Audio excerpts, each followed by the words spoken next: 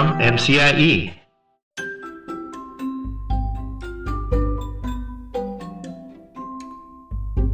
When I first started in education as a school social worker, I worked in a program and that's all they did. And so the administrator there, I still talk to him to this day. He was a mentor to me and I watched him make it work, and I watched him have this unwavering desire and will to make it work. And so I remember sitting in IEP meetings where myself and the school psychologist would be determining eligibility for a student, and we'd talk about the placement, and we would lay out all of the accommodations and modifications and services that this child would need. And then we would talk about placement, and it would be like, okay, we're going to do it. We can make it work. No big deal. Hello and welcome to Season 8, Episode 8 of the Think Inclusive podcast presented by MCIE. I am your host, Tim Villegas. This podcast features conversations and commentary with thought leaders in inclusive education and community advocacy. Think Inclusive exists to build bridges between parents, educators, and disability rights advocates to promote inclusion for all students. That's right, y'all. All means all. To find out more about who we are and what we do, go to thinkinclusive.us, the official blog of MCIE, and check us out on Facebook, Instagram, and Twitter. Now, do you love the Think Inclusive podcast? Because we do, and we want to let you know how you can help us. And there are two ways. Number one, give us a 5-star review on Apple Podcasts. Perhaps like this one. I just listened to Lou Brown's episode, the first of Season 7, and it was so good I started to take notes. The sad thing is what he astutely knew was wrong in the 1960s is still often what is practiced. Not only that, but as a parent of a child with Down syndrome who is fully included in high school, I see regression behind me. I see great sacrifices necessary on the parent's side for inclusion to even be possible. And I see parents actually advocating for separate schools and building separate living options. We need to stop the regression and move forward again together. Thanks for all you do. No, thank you, Miss Ecuador, for the review. We appreciate it. Number 2, go to patreon.com/thinkinclusivepodcast to become a patron today. Your contribution helps us with the cost of audio production, transcription, and promotion of the Think Inclusive podcast. And when you become a patron, you get access to unedited interviews, live Q&As, and behind-the-scenes content.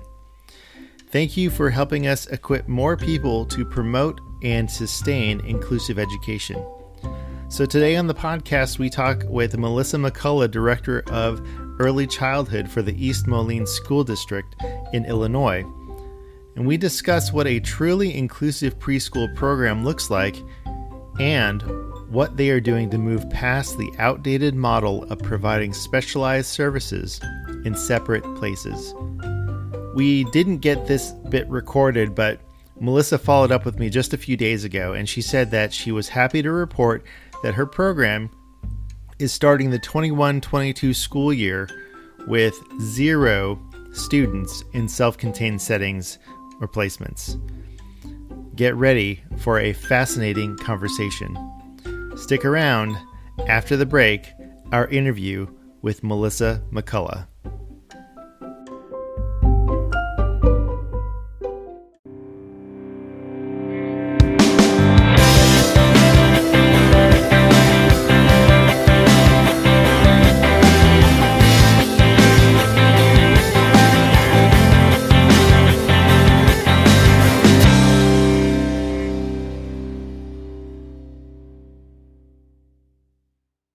Well, today on the podcast, I would like to welcome Melissa McCullough, who is the Director of Early Childhood for the East Moline School District in Illinois.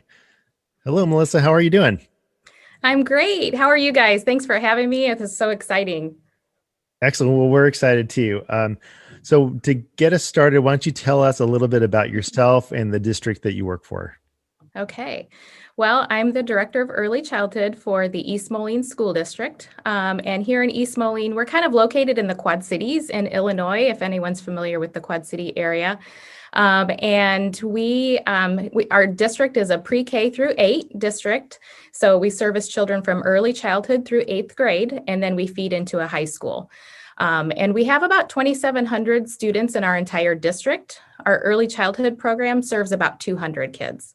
And some kind of noteworthy things about our district, we have about 20 to 23% of our student population is our English language learners. We have a 99% low income rate in our district. So we have a lot of children that come from diverse backgrounds. And our special education population makes up about 16% of our district. So as far as early childhood goes, like I said, we serve about 200 students in our program. The reason why we wanted you to be on the podcast was we heard about how you started the journey for your preschool program to become fully inclusive. And so I'd love for you to tell us, how that got started in your district for preschool and what that looks like. Sure. So kind of how that got started, before I came to the East Moline School District, our programming was pretty all or nothing. So our special education supports that we provided for early childhood students, we had separate classrooms where the special ed population, the special education children were housed, and those supports were provided all day in that classroom. And then the other classrooms that we had available were just a general education early childhood classroom. And so we kind of had that all or nothing approach to special education.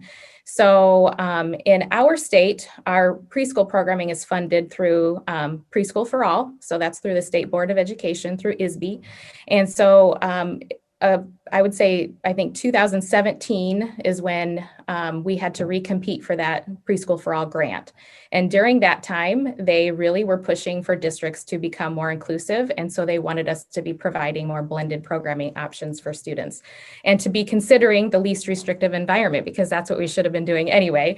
But at that point, we really hadn't made that jump. So when we wrote the grant to become more inclusive, it was kind of a good catalyst for us to be able to say, this is the time to do it, because if we don't say that we're going to do it, and if we don't build our program to look this way, then we may not be funded.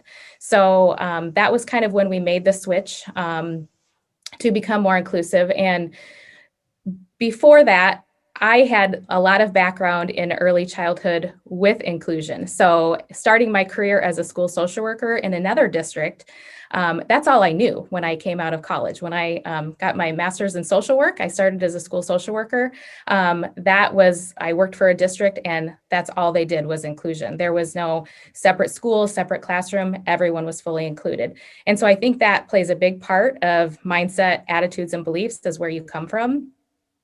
So for me, that was very important for me to try to bring with that perception to this district that I work for now. So that's kind of how we started. That grant process was the catalyst. And we really I had that clear vision. At that time, I wasn't the administrator of the program, but I had that background knowledge. So I really wanted to make sure that I could weave that into my approach and my, the way that I could work with parents, students, and teachers to kind of make sure that mindset sort of trickled down to everyone else. The other thing that was really important back then, like I said, it was around 2017, 2018, our special education numbers. So we call that here in our state, it's the indicator 6 for compliance, for our state compliance numbers for special education. Our indicator 6 data showed that we were over-identifying students in a more restrictive environment. And so anytime that you're over-identifying or over that state average, then you have to do a plan, an improvement plan, or your funding is changed because you're not providing enough inclusive opportunities for students. So before we made the switch, we were invited every year to rewrite this plan so that we could make sure that we're following different chains to make sure that we're more compliant in that area. So that indicator 6 data, that was really crucial too, because that's when I could get sort of the administrators and our superintendent to really listen, to know that once you tie it to funding, or once that data is out there and there's a non-compliance finding, sometimes that's when people listen and they think, okay, maybe we should do something different. So besides all of those, factors, for me, it was just the right thing to do, because that's just all I knew coming from a school social work background. Right. So when you talk about it's the right thing to do, so tell us why specifically preschool it's the right thing. Why is it so important for students with and without disabilities to be educated side by side? Yeah.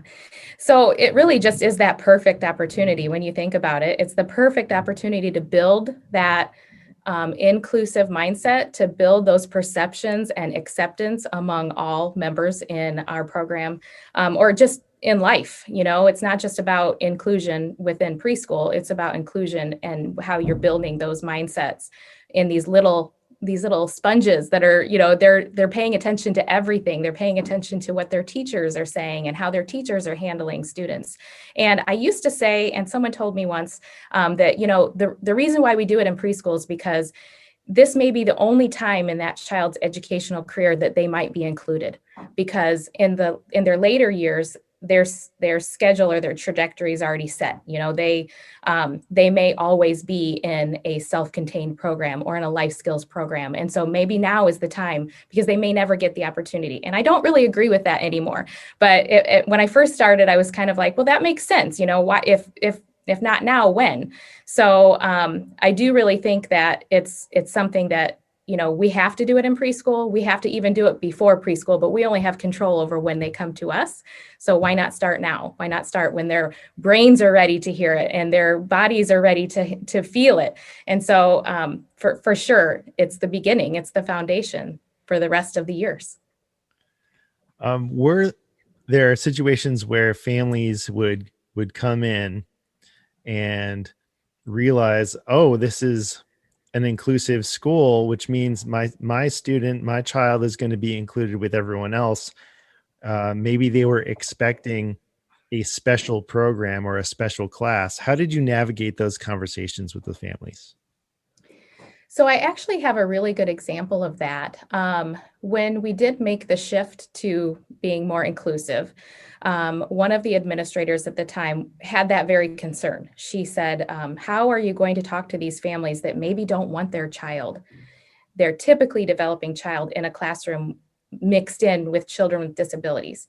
And so I listened to what she said, and my plan for that year was, at registration, I would have a table, and when parents came through to register their children, I would show them and talk through them the flyer, the inclusion brochure that's put out through our State Board of Education, kind of talks about the reasons why and how it looks in early childhood. So I would talk to the parents about, okay, I know in the past, this is what our special education programming looked like. This was the makeup of our classrooms. But this year, we're doing something different. We're going to be including all students, and this is how it will look for your child. And I did not have one parent who said, you know what, I don't know that I like that. Or I didn't have any parents that had any concerns about that, except the parent of the child the child that was still going to be in a self-contained program. So here I laid out this beautiful vision of how inclusion was going to look for these kids, for all students. And then when it came down to it, then he was like, that's great, but what about for my child, who the team has decided will still be in a self-contained classroom? And I was so glad that he asked that question. And then, of course, as an administrator, then you kind of softly remind them of their advocacy skills and to be able to call an IEP meeting so they can talk about that placement decision. But that was the only parent that really questioned the inclusion, was the parent of the child with a disability who was still being in a separate classroom. So all the other parents were like, this is awesome. He thought it was awesome. And so it was a good reminder and a good conversation to have with that other administrator at the time, that actually all parents want this. So what does inclusion look like in preschool? Yeah, I can kind of give you a picture. So, in our state, in Illinois, we have to stay under certain ratios. So we can only serve in a blended environment. We can serve 20 children, and 70% of those children should be without an IEP, and 30% should be, could be up to 30% could have an IEP. So that kind of determines, the ratio of what the class makeup is. In our particular district, we've done a year where we went up to 20, and that was a little difficult on some teachers. So what we've tried to do is we've tried to make sure that we have enough para support and we have enough teacher support that can be embedded so that all students have the support that they need. Our teachers are all duly certified, so they have the early childhood endorsement through the State Board of Education, and then they also have the special education endorsement. So they kind of wear both hats. They're the gen ed teacher and the special ed teacher, so they're the ones that are writing the IEPs, and they're monitoring the goals, and they're providing the differentiated instruction. And right now we have on a typical year, a non-COVID year, we would serve about 18 kids, 18 students in total in the classroom with one teacher and 1 to 2 paras. So we wanted to make sure that we have enough support with extra hands and being able, if we have students that might in traditional years maybe would need like a one-to-one paraprofessional, we can do that with more people in the room, but maybe not necessarily just the individualized paraprofessional. We like to be able to share them so that so students don't become too dependent on one person in particular. So we kind of have that lower ratio, and the other thing that's really important for us when you look at kind of how the day looks is our related service personnel, they push into the classroom. So the related services are provided in the gen ed or the blended classroom, which was a switch. And that was something that was really hard for some people to make that change because sometimes some of those services are provided more of like a medical model. So for them, the reduce distractions and pulling them out to a separate office or a separate therapy room was what they thought was the best practice for them. So now the majority of the services are pushed into the classroom.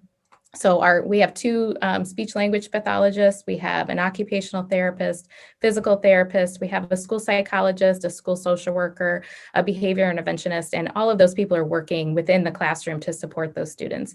They may need to provide something, a small portion of time outside of the classroom working on some individualized skills, but for the most part, all of those related services are provided in the classroom, which is, like I said, that's kind of something that we had to get used to. And now that we've been doing it, I think most people realize that therapies and services can be provided in any type of scenario. It's not just speech and language skills can be worked on during a speech and language session. Those skills can be worked on when students are walking down from the bus and, walking in the hallway or walking outside for gross motor time. So it's really shifted our mindset to have those services available in the classroom.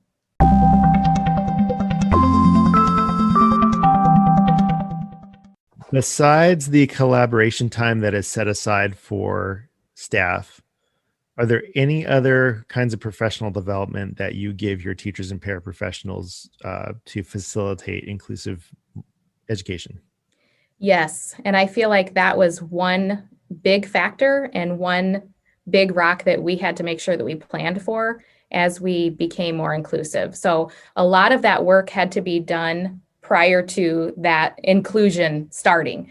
So we had to kind of set the stage. And I feel like before we wrote that RFP, before we decided that before we ripped the Band-Aid off and said, okay, we're doing it, I kind of would plant seeds about inclusion, and people would kind of roll their eyes and say, oh, here she goes again. She's going to be talking about that. Or I would bring in early choices or someone that wasn't me, just so that they could hear it from another source.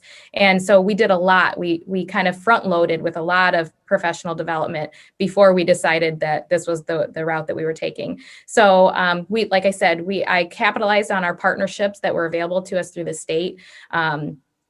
I had some speakers come in to do some training. I don't know if you're familiar with Kara's Kit, but it's kind of just adapting and modifying the environment for students.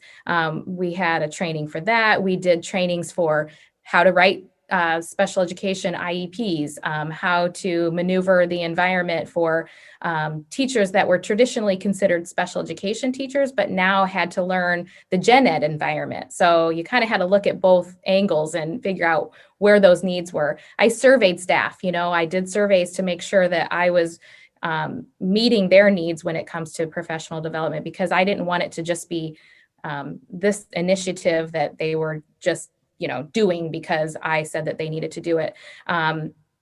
So we did some heavy professional development with structured teaching, so work baskets, transdisciplinary play-based assessment. We did some professional development for our paras just on the power of play, just how to be able to get down on the floor and play with children. We've had Paula Kluth come in.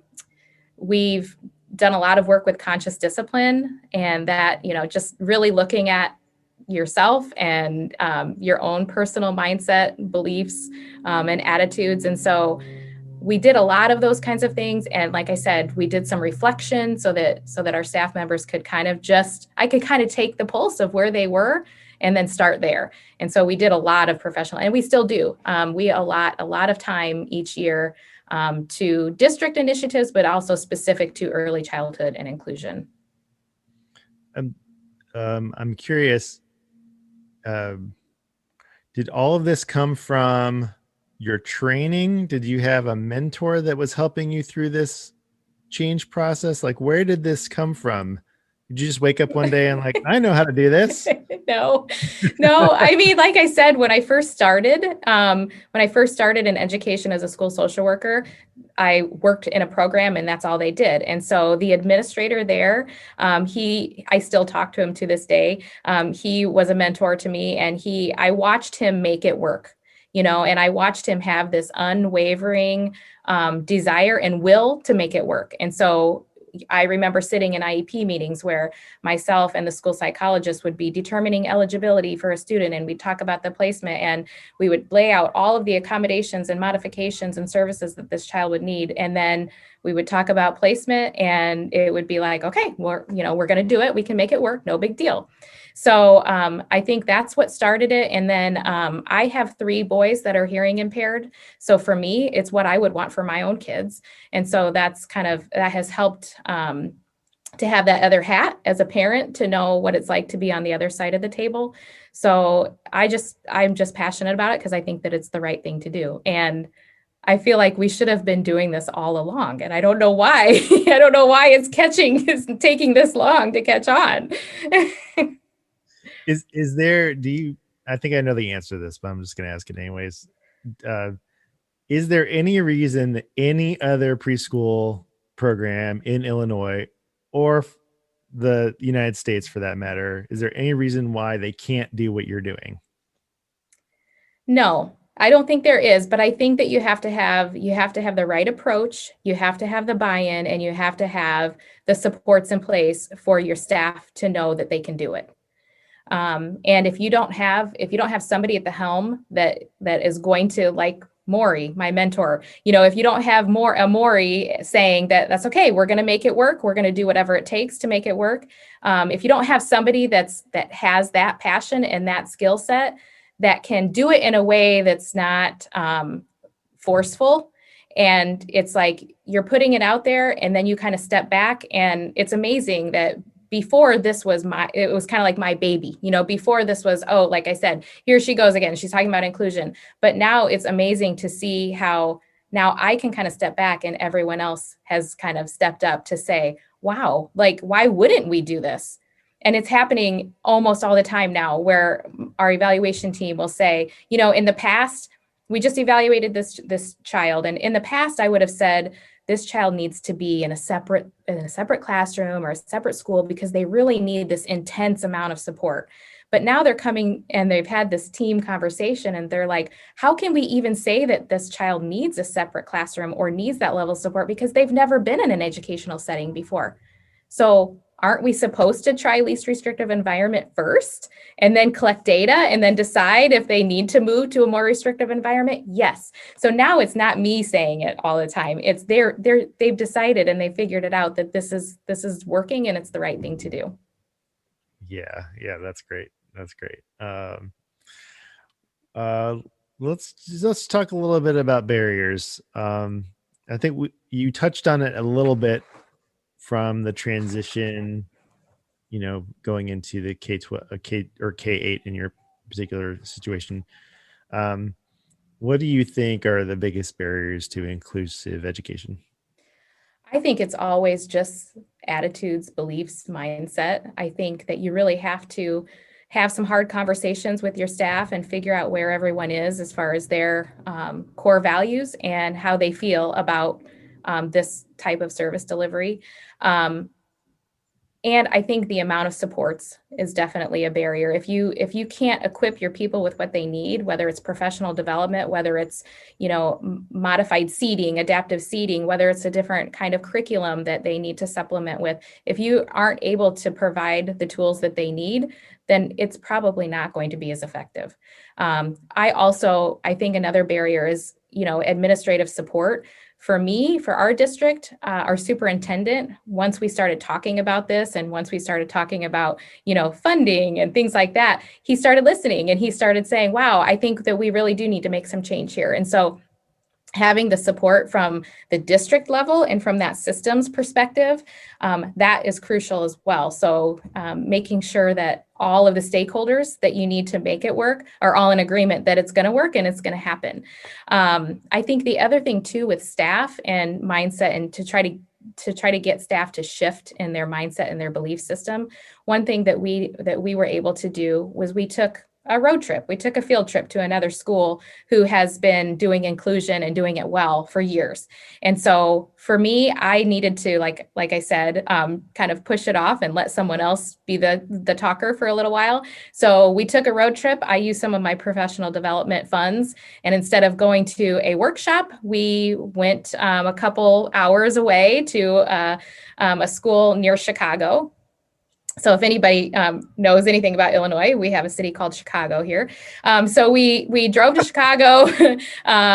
We stayed in a hotel, got up the next day, and they were able to observe in these beautiful classrooms where they were able to take pictures and get some ideas and strategies and watch it in action. And that's kind of, they needed to see it to believe it, and they needed to hear it, and they needed to hear it from somewhere other than myself. So we did that. And then we actually came back and did sort of a presentation to our entire staff. So I couldn't take the entire staff. So we just took the certified teachers and a couple of related service providers. And so we came back, we created a PowerPoint and showed a bunch of pictures about things that we saw and great interventions that we were able to see in action. And we presented that to all of the staff, so at least they could see, some pictures and things like that. And then we kind of came up with a list of, all right, what kinds of things did we see that we think that we could start with now? What kinds of materials do we need to purchase? Because we've got money that we can buy things that we think would be super important. So I wanted them to have some ownership in that process. I wanted them to be able to see it in action and then really reflect on what's missing from our program, and then kind of come up with their own plan and solution for how to make it work. So that's kind of how we started with that. And then I think after that, I started to kind of incrementally see that shift in mindset. And then, so that was, but it still was, I think, the other important piece to note about that visit was that they still kind of came back saying, but we have different kids than they do, but they didn't have the same kinds of kids because their kids all, they didn't need as many English language supports, or, well, our kids are different. And so they needed to see it from a different lens, and then they needed to come back and put it into practice and then see that our kids, really did benefit from the same types of things. So, and they're all our kids. And that's kind of the theme that they've kind of, I think, understand now, is that it's not just their kids, my kids, they're all our kids. Anything else that you want to talk about? Yeah, can I give a little plug for Early Choices? Absolutely. Yes. Yeah. Yes. If you're in the state of Illinois and you have not partnered with Early Choices, they are a fantastic resource. And they will help you. They will come to your program. They will provide professional development. They will just be a like-minded set of people that you can bounce ideas off of. They're amazing. So Early Choices, I can't say enough good things about them. Yeah, we love Early Choices. Well, Melissa, we are so thankful to be able to talk with you and to hear everything you're doing at East Moline. We hope that this inspires other districts and whoever is listening, that a inclusive preschool program is within reach. And it's everything that you talked about. It's a matter of mindset. It's a matter of resources and commitment. So we really appreciate your time. And we wish you all the best. Thank you so much. I appreciate the opportunity.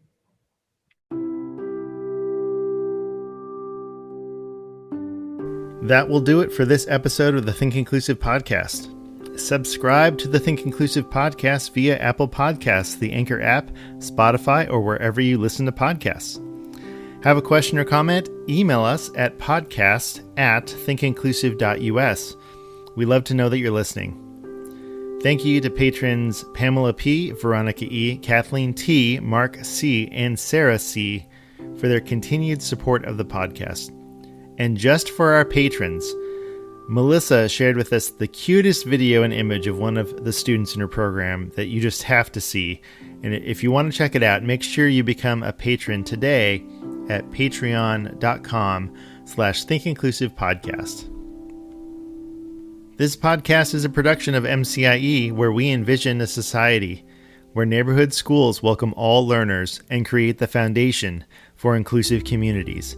Learn more at mcie.org. We will be back in 2 weeks with Wyatt Aroke, 2020's Maryland Teacher of the Year, to get his thoughts on what makes an inclusive classroom. On the blog, make sure to check out 15 ways for students to participate in general education using technology. Thanks for your time and attention, and until next time, remember, inclusion always works.